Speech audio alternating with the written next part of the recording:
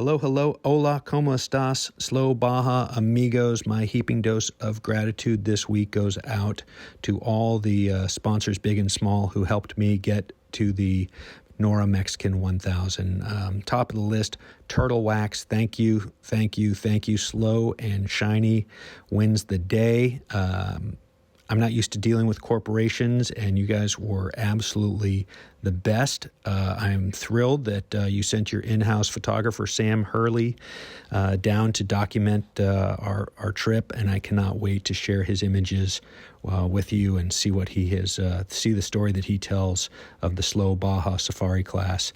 So on that, Sam Hurley, man, it can't be easy coming to a place like Baja when you've never been there before and trying to figure out how to tell a story over 1,000 miles of dirt. But damn glad you were with us. I can't wait to share your images. Toby at Shield Man, it was fun driving this event with you and Nicole. The Shield Man seats, listen, they're no joke. I had 1,400 miles of testing. The event was 1,300 miles. I probably had 1,600 miles back from San Jose del Cabo to San Francisco, California in an FJ40. And I got to tell you, I'm able to walk around. My back feels great. There is nothing better. I wish Shield Man made every seat in the world. There is nothing better than these seats, folks. So if you're spending a lot of time in your car, whatever it is, do your body a favor. Check out Shield Man. Contact Toby up there in Oregon and get a set for whatever you're driving. You will be absolutely delighted. And I cannot thank Toby enough for forcing my hand to make that decision that I was very reluctant to make. The seats are amazing, and I'm very thankful that they're in my truck. Jeff at Baja Bound. I've been doing fun stuff with Baja Bound since 2006, since you guys sponsored me to do my first race of the La Carrera Panamericana. Baja Bound's the best. They've got a lot of information on their website. They've got a lot of stories. Whenever I'm looking somebody up, when I'm going to interview them for Slow Baja, there's almost always an article about them or about where I'm going on Baja Bound Insurance's website. So they're the best. Go with them. You can get them through my website now. You can click right on slowbaja.com, go to the sponsor page, click onto Baja Bound, and same price to you. Baja Bound drops a taco in my tank and helps me continue to do this show, so I am ever thankful to Jeff at Baja Bound. Kurt at Cruiser Outfitters, man, you were right. Again, I was reluctant to make any changes to my old truck, but you talked me into the ARB Old Man Emu Dakar suspension, and you were absolutely right. Life-changing. So much better in the dirt. It's shocking. It really is amazing what that old truck could suck up, and what I was clenching my teeth in anticipation of feeling, and then just didn't come. So high recommendation, folks. If you're driving something old like my Land Cruiser, you should be checking out Cruiser Outfitters for all the stuff that keeps old Land Cruisers on the road. And ARB Old Man Emu, yes, super Slow Baja recommended. Check it out, get it on your truck, and you'll be thrilled with how Baja feels under your bum.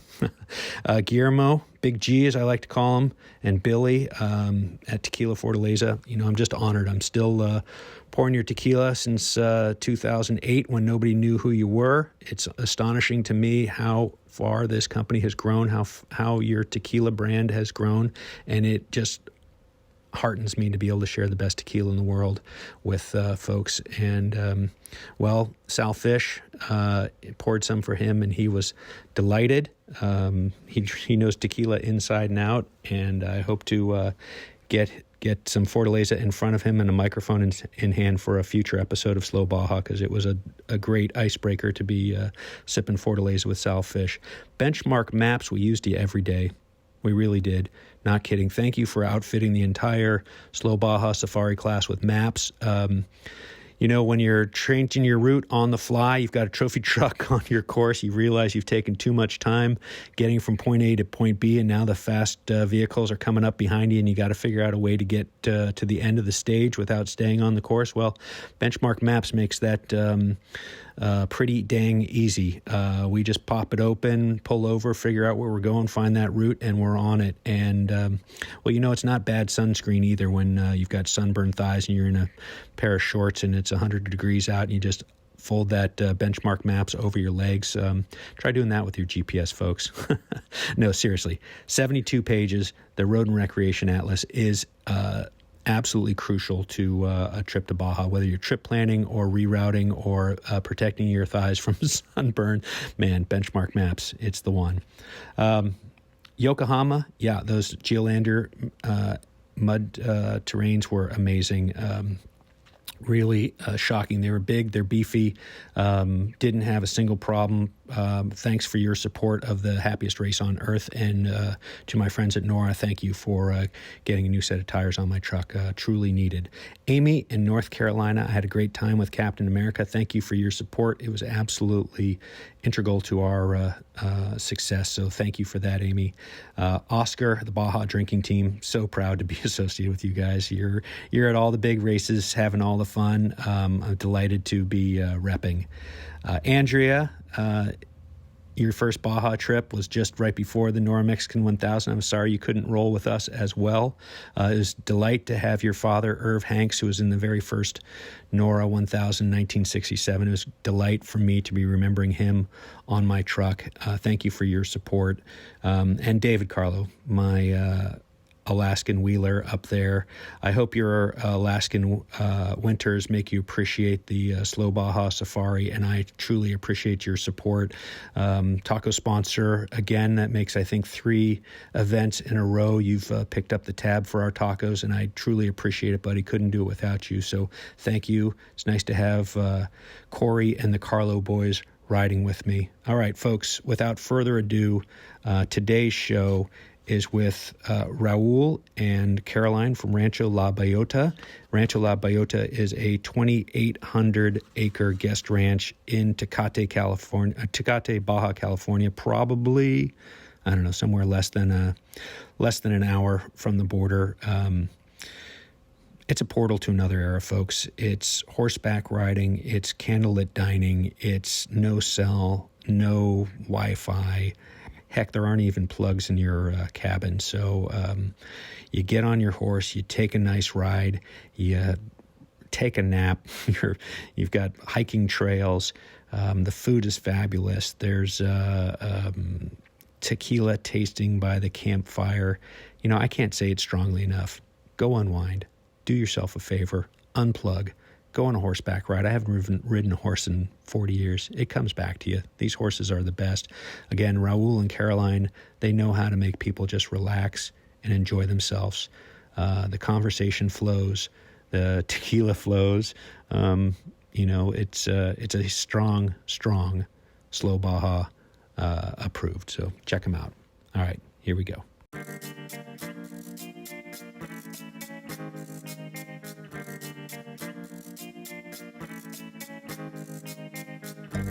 Hey, this is Michael Emery. Thanks for tuning into the Slow Baja. This podcast is powered by Tequila Fortaleza, handmade in small batches, and hands down, my favorite tequila. Hey, I want to tell you about your new must-have accessory for your next Baja trip. Benchmark Maps has released a beautiful, beautiful Baja California Road and Recreation Atlas. It's a 72-page, large-format book of detailed maps and recreation guides that makes the perfect planning tool for exploring Baja. Pick yours up at benchmarkmaps.com.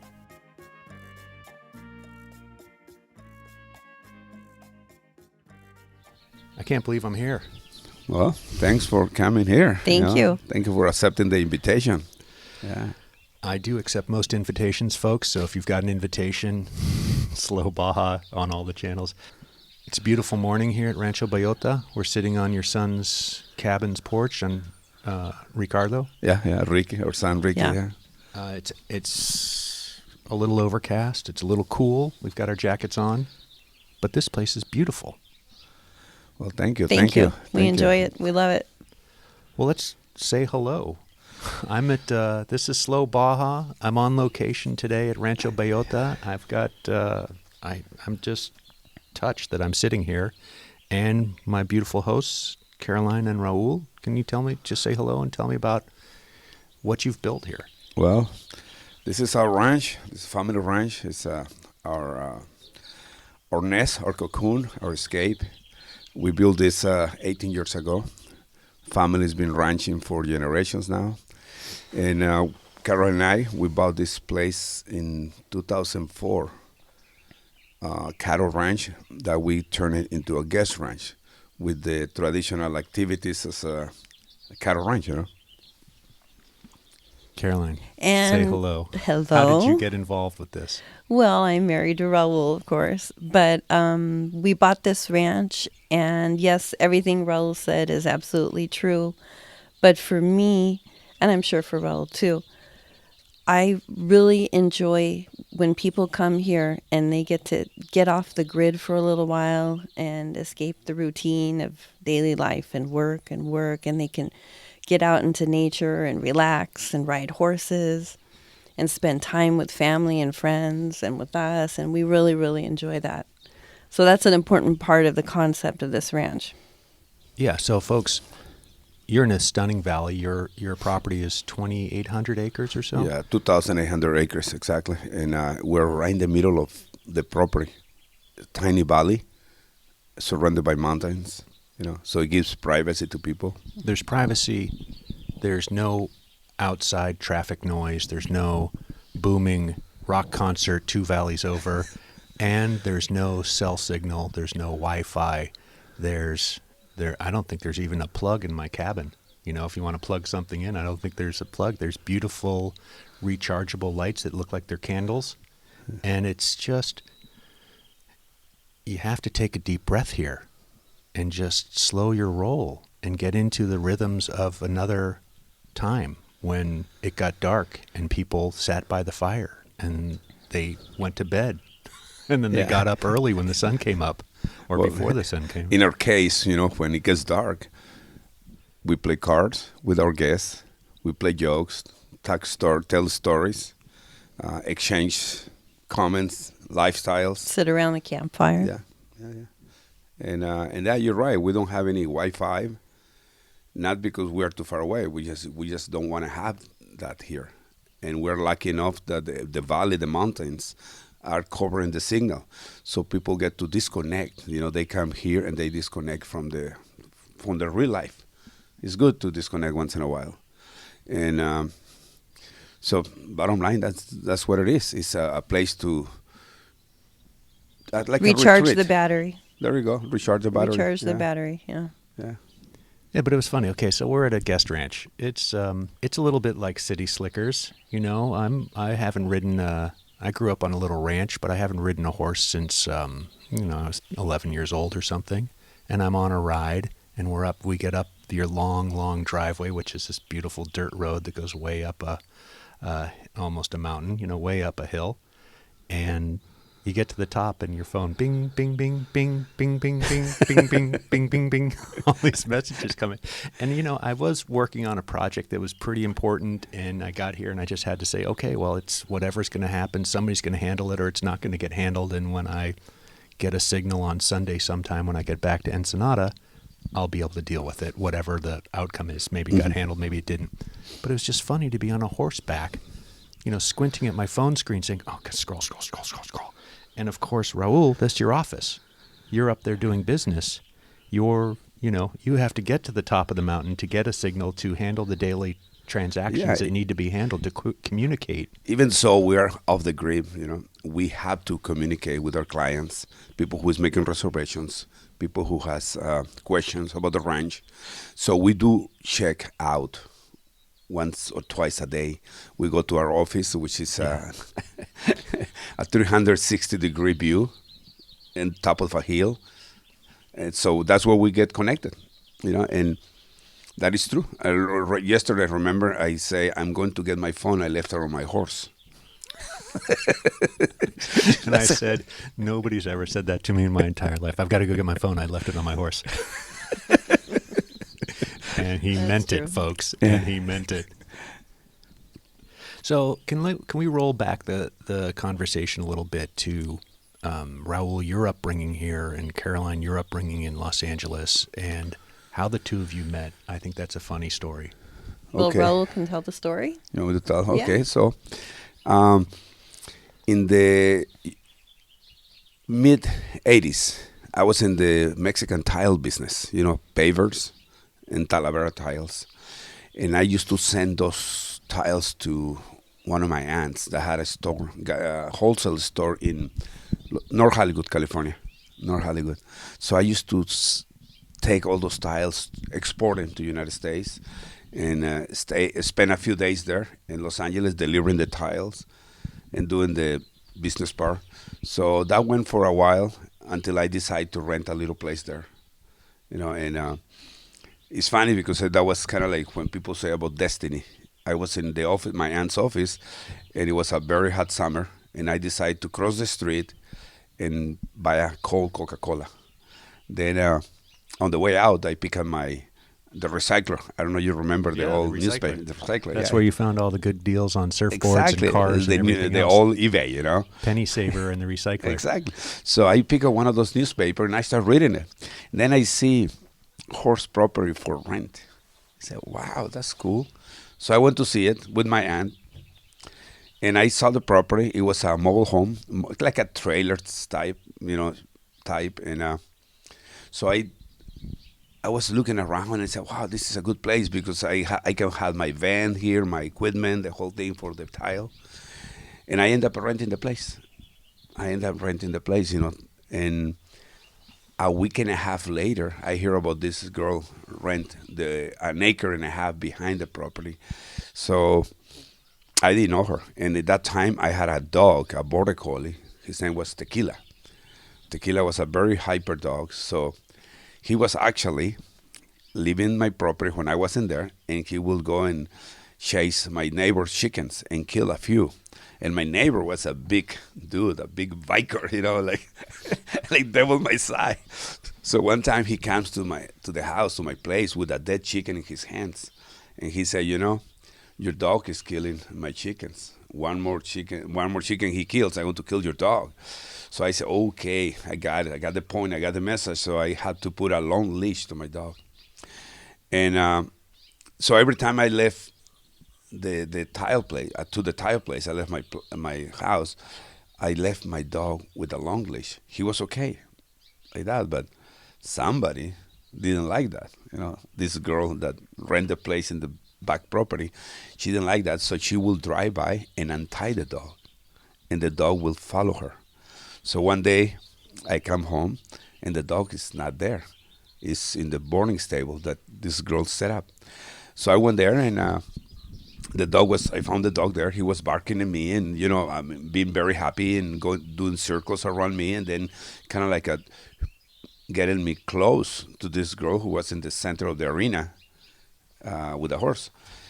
And we got the dog make us get very close. This is like a Lassie story. It's weird. Dog leads Or a one Disney to the other. story. Yeah, the dog leads one to another. Yeah, actually, it's a story in a book called Angel Dogs about that. But anyway, so I got close to this girl, and she asked me, "This is your dog?" And I say, "Well, that's not the question. The question is, are you untying my dog?" Then she apologizes. "Oh, sorry." I said, "Okay, great. Here we go." So a year and a half later, we got married. We've been married for 35 years now. 35 years. 35. Yeah. Yeah. Caroline, so you're just a lover of animals. You saw this dog that was bored out of his mind, tied to a leash, and you thought, what kind of cruel jerk would do this to his dog all day? The dog was absolutely fine. He was fine. He was in the shade. He had food, water. He was fine. But I've always loved animals. When I was 7 years old, this horse fever just came over me. And no one in my family has anything to do with horses. And I've loved animals all my life. And then I saw the puppy, and I thought, oh, how cute. And I untied him, and I started bringing him dog biscuits every morning. This is how it starts, folks. That's how it starts, yes. And we became fast friends. And he followed me everywhere. Every morning when I would go to the stables before I went to school, and I'd do my work, and I'd untie him, and he'd follow me around, and then I'd tie him back up before I left. And that's how it started with Tequila. And then I met Raul. Wow. So Yeah, kind of cool story, right? You've got a horse property. You've got this tile business. What did you think of the Mexican guy with was it love at first sight is what I'm getting to? I mean, obvious when you look at Caroline. I'm sorry, Caroline. I'm going to put you on the spot here. Obviously, when you look at Caroline, there's something to see there. But what happens when she sees this guy? Well, he was very nice. He was very sweet. I remember we struck up conversation immediately. We became friends first, and we used to go out for hamburgers. Remember? Yeah, that was Yeah, cool. uh-huh. Yeah, And but the first formal date that came later. Yeah. yeah, that was a good day. Yeah, but I made him work for it though. I made him work for it a little bit. Yeah. Yeah, I did. I did the extra. I went to the extra mile to make her. The roses on our first date. I think a week before the actual date, he was hunting for a restaurant, a nice restaurant to take me to, and he found one in Topanga Canyon. And he brought roses that evening before we were supposed to get there. He had roses in his car, and everywhere we went, there were roses, and it was a wonderful evening. We had a great time. Until I screw up. I forgot Yeah. to put gasoline on my van. It's about, I was so excited, so I forgot to put gas into my VW van. I used to drive one of those Surfer 1965 VW van. That was my personal car. And I just forgot to put gasoline. I was too excited. And we ran out of gas on the 405 freeway at 10 o'clock at night. Oh, my That stars. was, That could I have been felt the end so of it. bad. Luckily, I was very close to one of those yellow phone booths at the highway, and The call boxes. call boxes. Yeah. Yeah. So I walked to that thing. It was maybe 20 meters from where we parked, and CHP answered, and I gave them a phone number, and they contact this person, and they brought the gasoline in 20 minutes. So it was not so bad, but I'm sure it was a Well, I thought, wondering experience. now what? Everything was going great. Now what? Well, that was a minor issue Yeah, that I we know. solved. Yeah. So roll me through, Raul, your family has been in ranching here. You had an uncle that you were quite fond of that had a ranch. You Yeah. spent a lot of time in your childhood. Yeah, well, the riding family, and- the ranching story of the family goes back to my grandpa. When he came to Ensenada in 1916 at 16 years old. He was from the area where now is Cabo San Lucas, San Jose del Cabo, that area. So his family there, they were cattle people. They raise cattle. So his older brother moved to Ensenada in 1896, something like that. He was well established. So my grandfather got into business with him in a very young age, and they start bringing cattle from the south to Ensenada, and they were the ones with the first feedlots. by ship. They must have brought Yes, them by but, ship. Yeah. but an old ship, they will bring it to Ensenada, close to the what is the arroyo, the river now, the dry river, and they will just dump the cattle into the water, and the cowboys will wait for them at the beach and drive into the corrals. That was in 1932, 1934. So he ended up getting two big cattle ranchos. But in the end, he passed in 1965. He left those ranchos to my father. My father was a second generation rancher that he didn't want to be a rancher. So he ended up selling the ranchos in the late 70s. But then his younger sister, my tia Celia, she married a cowboy cattleman, Uncle Kiki. That's where we spent a lot of summers and vacations riding horses, working cattle and all that. That's when we learned some of the skills. So after Carol and I, we got married, and we moved back to Ensenada. We got in the cattle business with my uncle. That's how we started ranching again. We got a good amount of cows, heads, and that was the beginning of the business, just for cattle. We ended up building a cabin there, and that's where we were living. Then we used to invite friends from the Los Angeles area, Caroline's friends, they became our friends, mutual friends, and they loved the experience at the ranch when we were doing the roundups. That was in 1994, 94. Yeah, 94. Yeah. And that's when the idea came about a guest ranch. So we talk about maybe we can do a guest ranch. People like this. And we did some advertisement. We built some cabins. We did some advertisement in a Western Horseman magazine.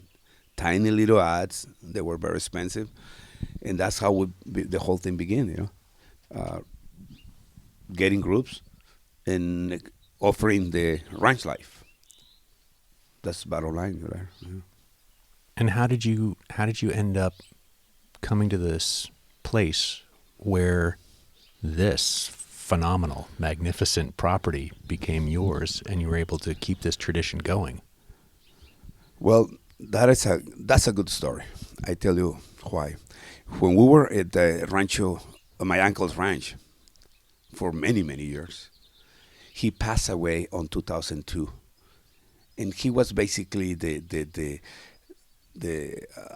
person who was leading everything in a very good way. He was a very nice guy. Everybody likes him. Then he passed away, and my first cousin, and me, we got to be the lead persons of the operation, and we built the business. So we were making a living 100% out of that. So we started thinking about maybe it's time to move on and find a property, And we did look for a property for 3 years. I mean, and finally, by destiny, we found this one. Somebody told us, hey, Rancho La Bellota is going to be for sale.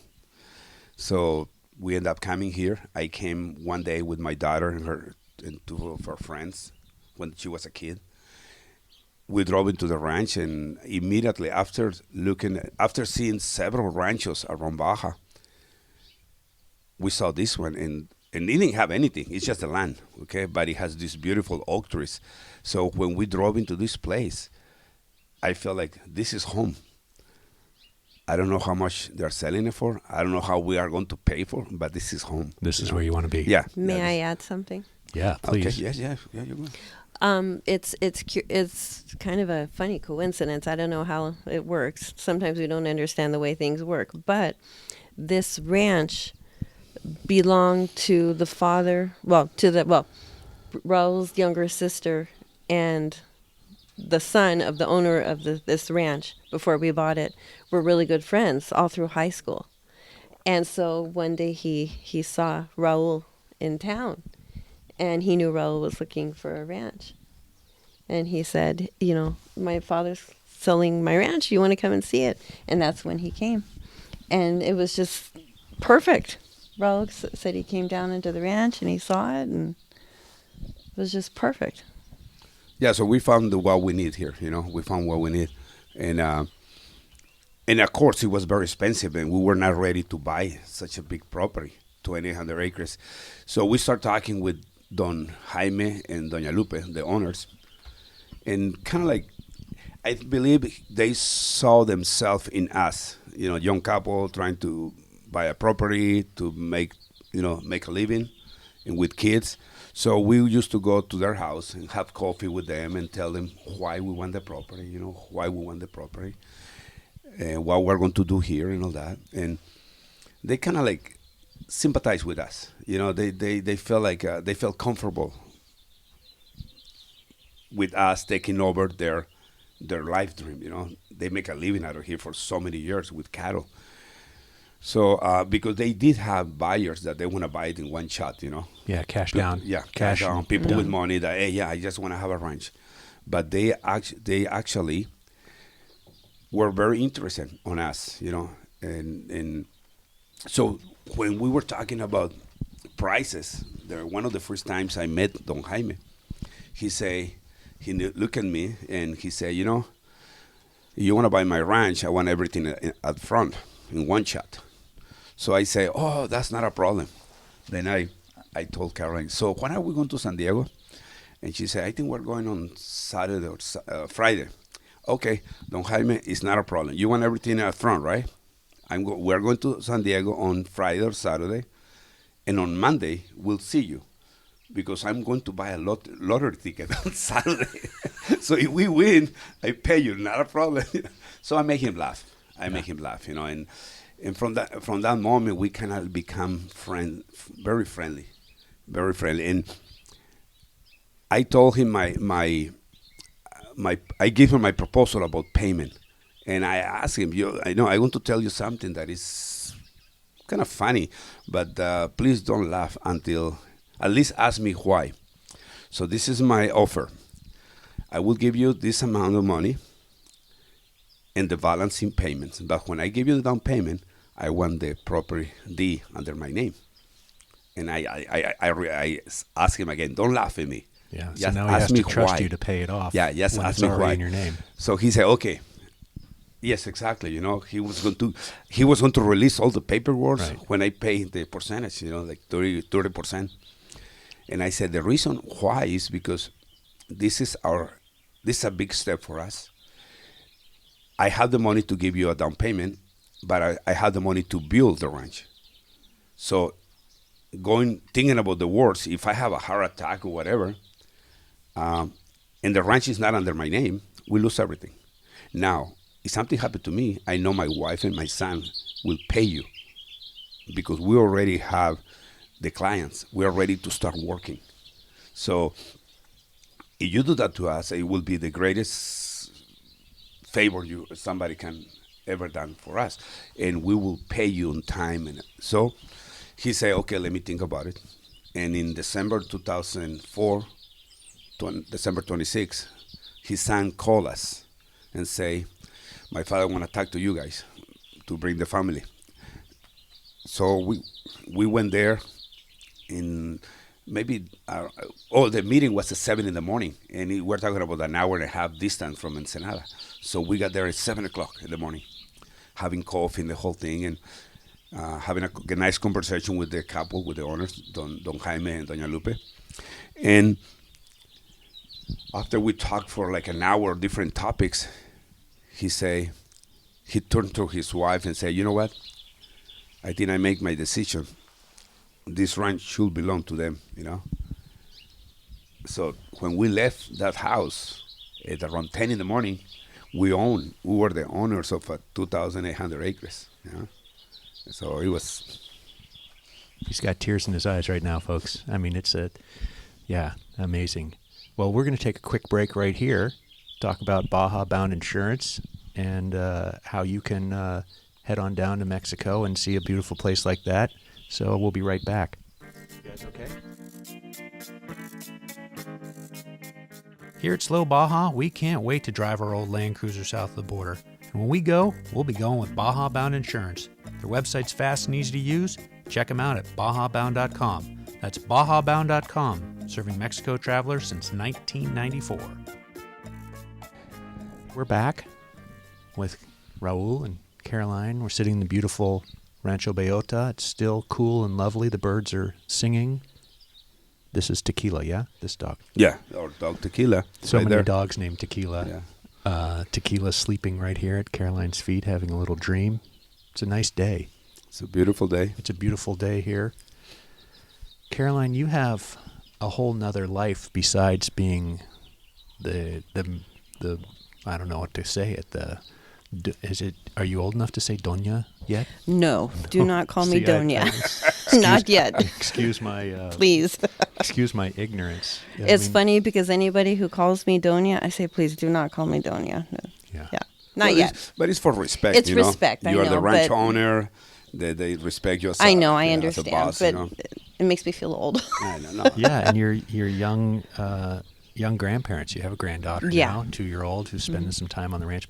But Caroline, what I was getting to is tell me about your other life, your writings.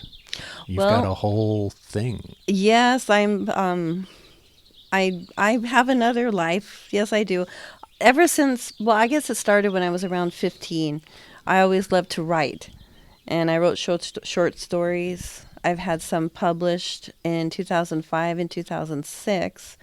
I wrote a short story for a book called Angel Dogs, Divine Messengers of Love, about tequila and the first tequila and how I met Raul. And then in 2006, Angel Horses.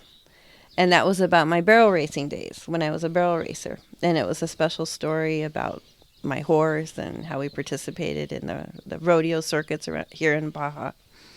But each book was it was a contribution from different authors. And so my short stories were in there. And then I published 2 children's books. And I just published about a month and a half ago a fantasy fiction book. It's for everyone. Anyone who reads it will love it. But it's in the genre of young adult. It's a story that takes place in the Viking era. It's called At the Edge of the Forest. And it's about a young girl coming of age. She's living a wonderful, happy life. And at age 13, the rug is pulled out from under her and she loses everything. And her mother is taken away. She has no family, no home. And she grows up by herself, learning to deal with things that she's never had to deal with before, dangers, and learning about herself, and all the time seeking vengeance in her heart for the man who destroyed everything.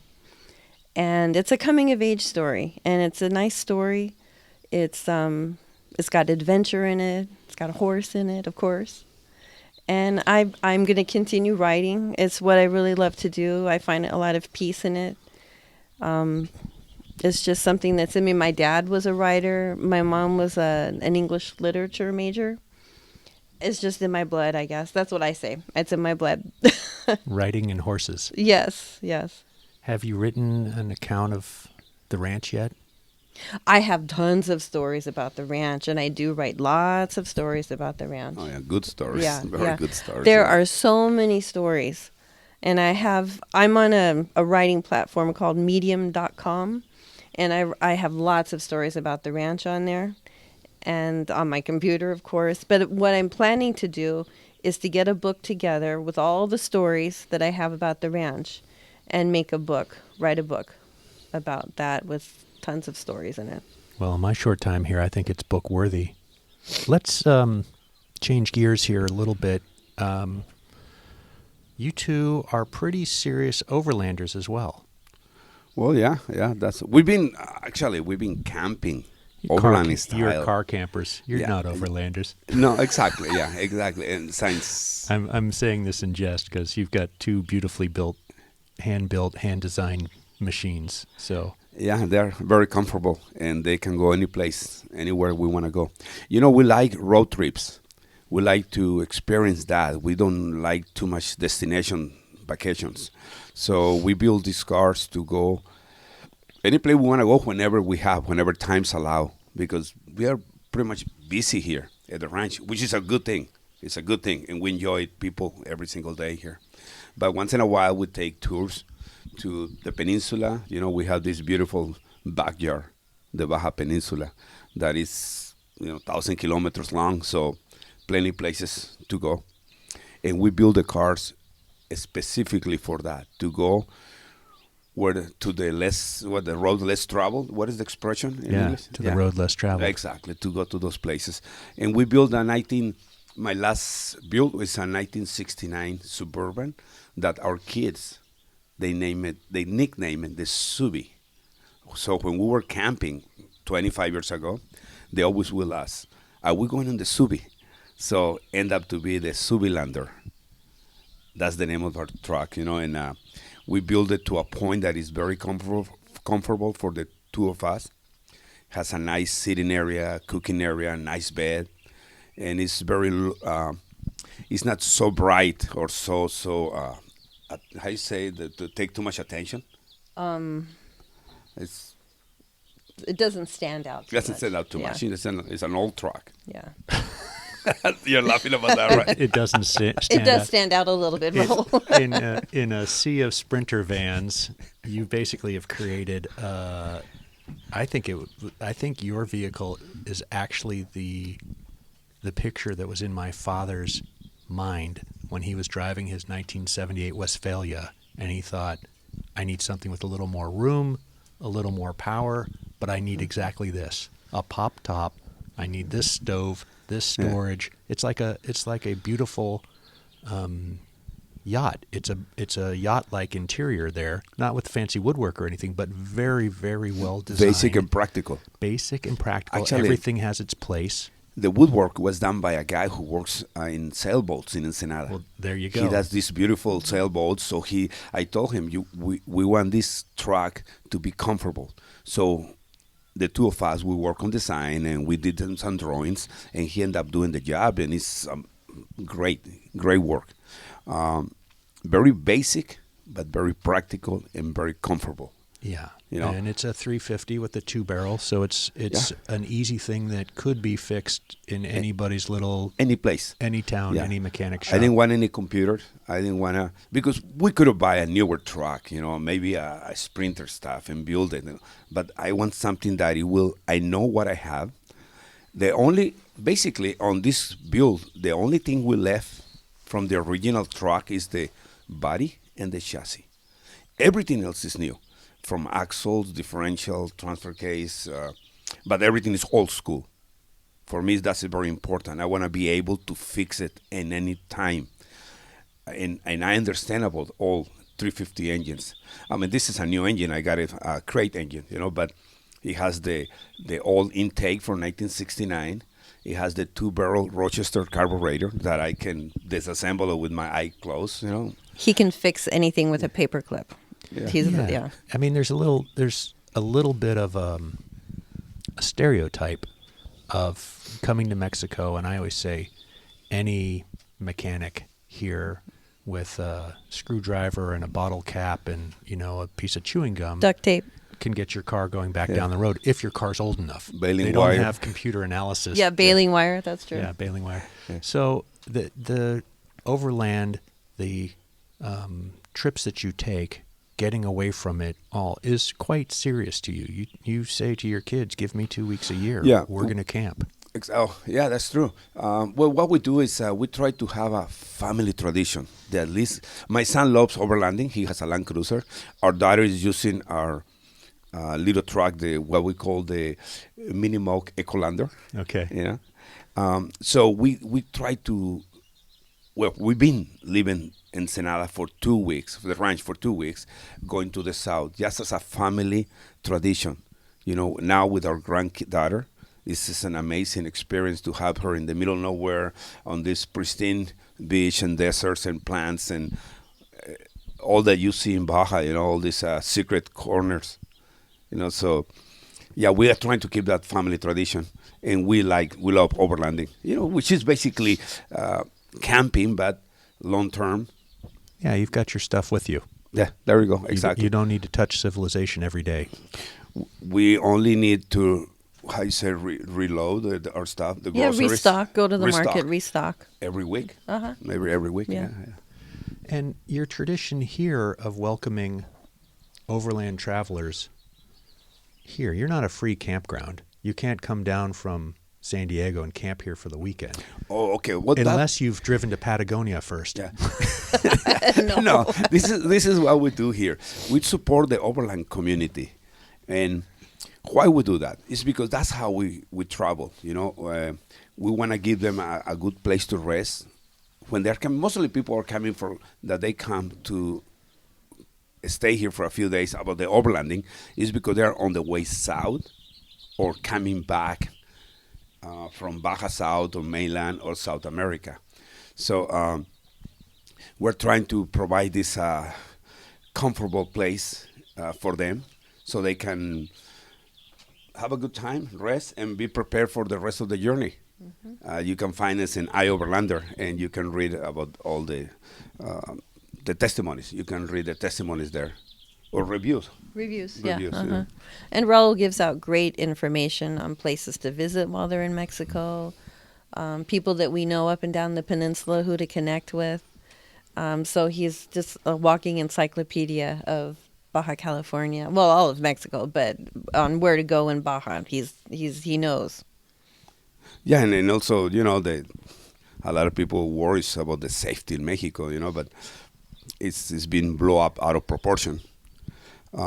We know in all over the world we have bad people, but also we know that all over the world we have good people.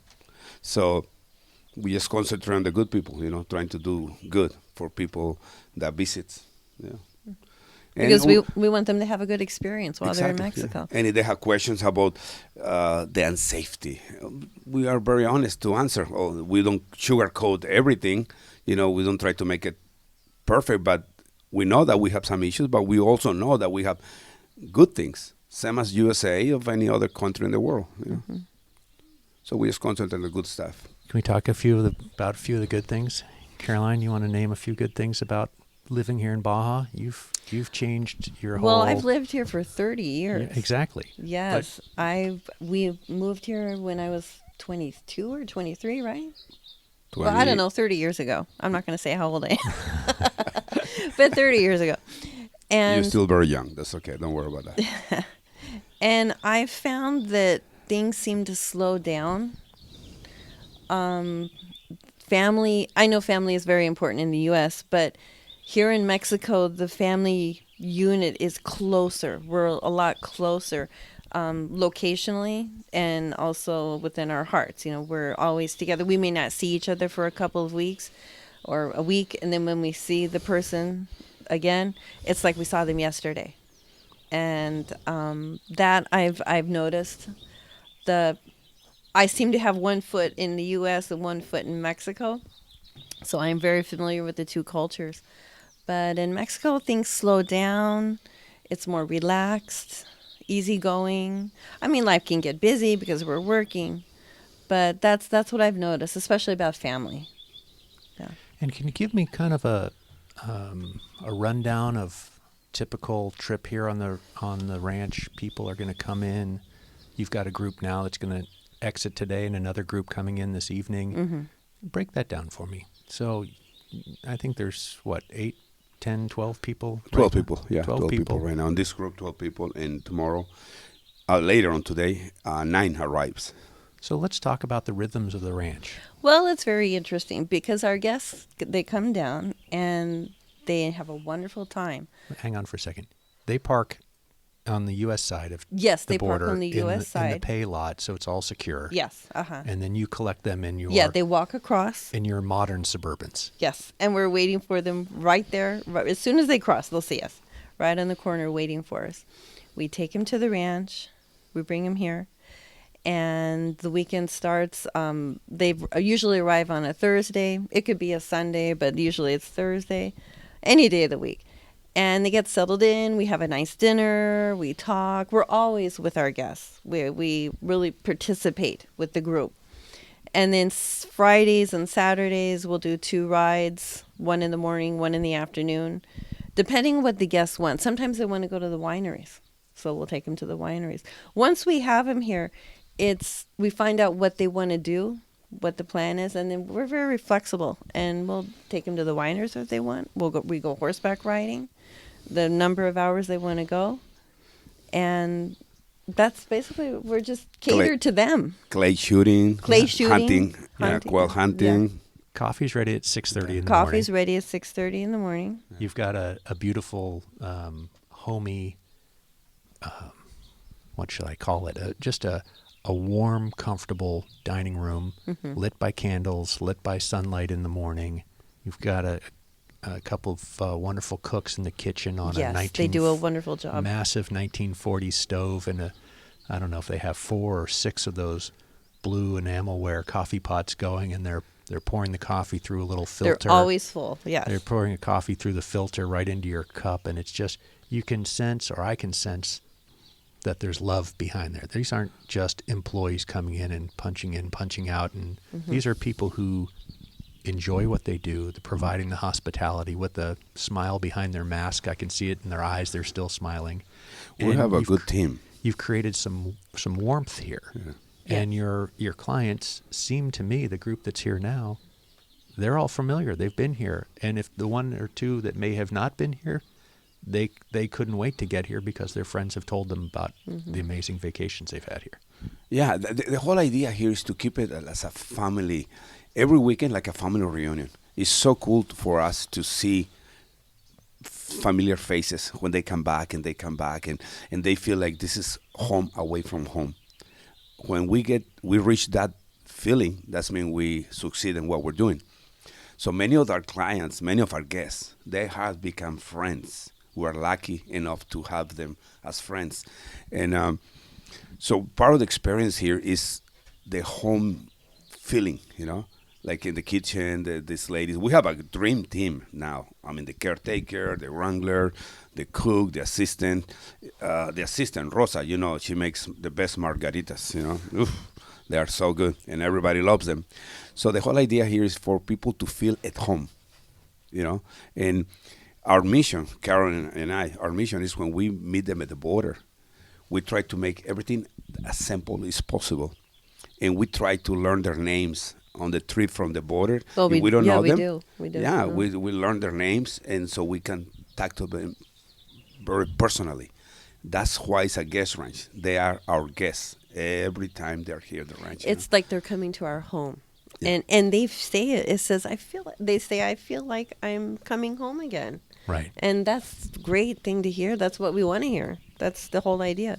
So, again, people are up early because people who come here are my age and older. They're up early. They're having their coffee. They can't check their phone. They don't know what's happening on Bloomberg. They can't check their stock portfolios or what horrific thing has happened in the world today. They're here. They're now. It's mindful. It's beautiful. It's now. Yeah. It's now. They're Yeah. enjoying what's in front of them now, and what's in front of them is stunningly beautiful. Mm-hmm. And then a great breakfast. Yes. And then put your boots on. Yeah, We're going to get go for ready a to ride. ride. Yep. We're going to go for a ride, and you have enough acreage here that you can do. Yeah, we have different- 2,800 acres. We have unlimited amount of trails, and the most important thing, we have good, well-trained horses. What did you tell me yesterday? You put me on a horse at Palomino, and you said, "Oh, it's an automatic transmission, power steering. It drives It's itself." right. The key of these our horses is that they are pre-owned by working cowboys, not by a weekend cowboy. Without offending anybody, but Yeah. they are full working horses, which means they have been in rough terrain, chasing wild cattle. I mean, with extreme. So by the time we take them for a ride with our guests, it's a pony ride for them. It's a ride in the park. But they are very safe. They are very, how you would say, super well, easy to ride them. People who don't have any experience, they can learn how to ride them with not a problem. And we go to super nice trails, very Stunning. adventurous. It's not Stunning a trails. boring. No. No, it's not a boring ride. You Up saw and that. down over rocks and through brush. And with beautiful views, Yeah. Those are the trail that they are in a cattle ranch. Yeah, they are not pre-made. They're trail that we use with chasing cows, So we get, with that type of quality horses, we're able to take all our guests to these adventurous rides, and they love it. We've been in several like horse magazines. They talk about our horses. And Yeah, all that. the horse riding part of this is no BS. It's not for show. It's not for show. It's a real thing. Yeah, and the guests, interesting to me, the guests want to come back and have the same horse. Or somebody like Jan, who's saying, she's got the roving eye. She says, "This horse better than my horse? Should I be on that horse? I want to steal this person's horse." Well, She I haven't does. seen that She Palomino. does. Michael, you ride so beautifully. That Palomino's got a great gait. I'm like, wow, okay. I haven't ridden a horse in 45 years, folks, but that horse is making me look good according to one person on the ride. But that's, it's no joke. So a serious horse rider could come here and get the authentic deal. Oh, yes. definitely. And a person who hasn't been on a horse like me in 4 decades, folks, can get on a horse and say, like, holy Toledo, this is life-changing. Well, we specialize on beginners, people with no experience. And we specialize to a point that when they finish the stay here, the ranch, they want to come back to ride more. Because our horses are, like I repeat, they're super well trained, they're very safe. And if people understand the concept, the basic of riding, our horses are what you call neck reining, where they're being trained by working cowboys. Neck reining because you only use one hand. The other one, you have the rope on it. Yeah. So if people learn the basics here, they will have a great time. So it's perfect for me. I've got my iPhone in one hand. Exactly. taking There you go. That's videos. perfectly. That's true. Yeah. Yeah, that's exactly true. You know? So, yeah, the biggest thing here, are the biggest part of the ranch is the horses. We have 30 horses that they are super healthy. I think we call it happy horses, right? Happy horses, yes. Sound cheesy, right? But they are happy. Well, they have are the best happy. life, you know? When during the week, we'll use them maybe 3 or 4 days out of the week, and the rest of the days they're roaming the mountains. They're free. They're being horses and grazing and just roaming around wherever they want. And when we need them, we go and round them up and bring them into the corrals. A couple Yeah. of days of riding, and boom, they're out again. I call them, our horses are, they have the life of a horse. They are not in captivity. Yeah. So you also have, you mentioned a little bit offhand last night, we were having a sip of tequila. I hear the bell for breakfast, so we're going to wrap up here in a couple minutes. You also mentioned that you do a real deal roundup. Yeah, of course. For people who really know how to ride, we offer the cattle drives, which that's a yearly thing that we do in fall to prepare the cattle for winter. So we had to give them vitamins and inoculate them. Inoculations, yeah. Inoculations and doctoring in general. So we bring the cattle from the mountains. It's actually, in that time, I have the cattle in another section of the area. You know, it's like 25 miles from here. So we take a group there. We round up the cattle, sleep under the trees with little tents, and we drive the cattle back to the ranch. We spend a whole week doctoring and doing all those traditional things that we do at the ranch. So we offer the real thing, you know, the real drive, the real cattle experience, you know, cattle ranch experience. So we're hanging that carrot out there, folks. You come to the ranch a few trips. Raul gets to see how you ride. You never know. Maybe you get to That's how it works. get the invitation That's someday how it down works. the road if you can ride well enough to get on a real deal roundup. Well, we're going to wind it up here. Caroline, Raul, can't say sincerely enough how touched I am that you would invite me and have me here.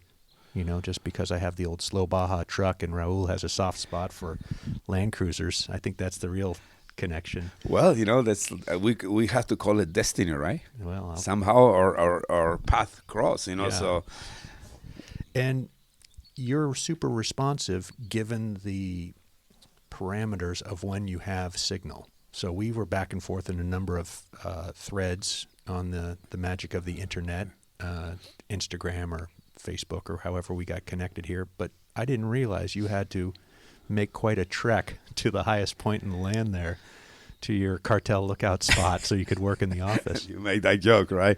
Yeah, we do we have to go to the office, we call it, twice a day, early in the morning and then in the afternoon, because doesn't matter if we are away from off the grid, still we have to be connected.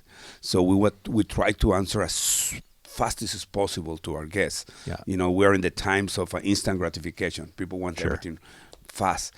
We started this business sending brochures and hearing from our guests a month later.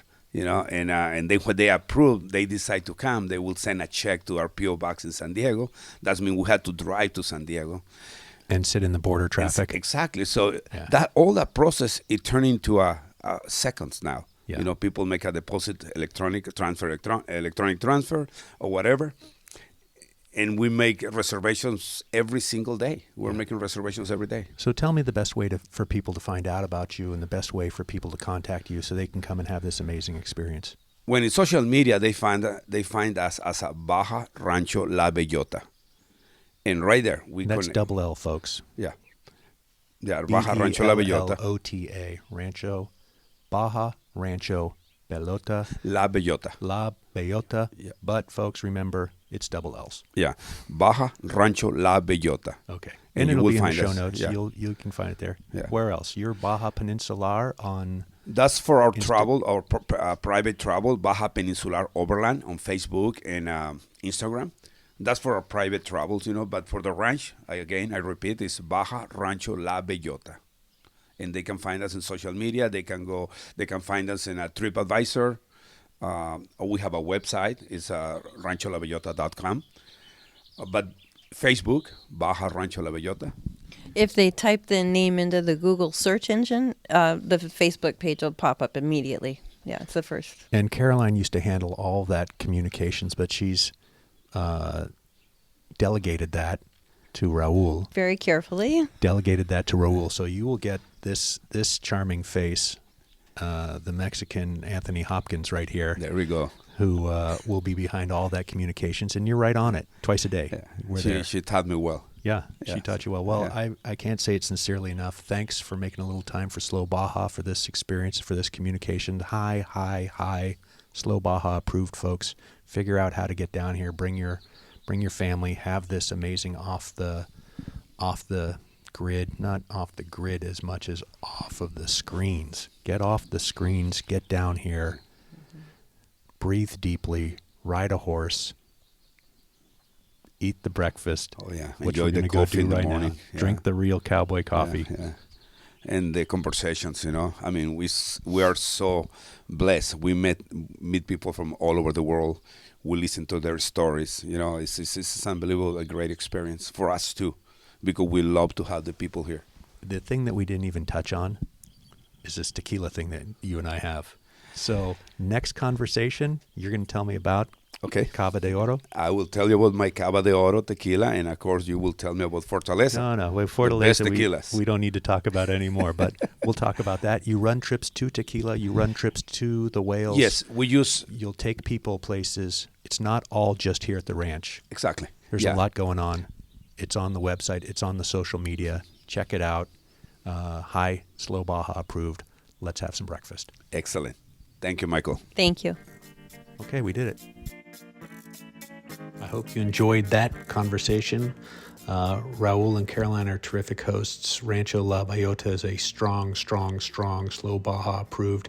Get out there, unwind, get off your cell, get off the computer, enjoy yourself, ride a horse, be in nature.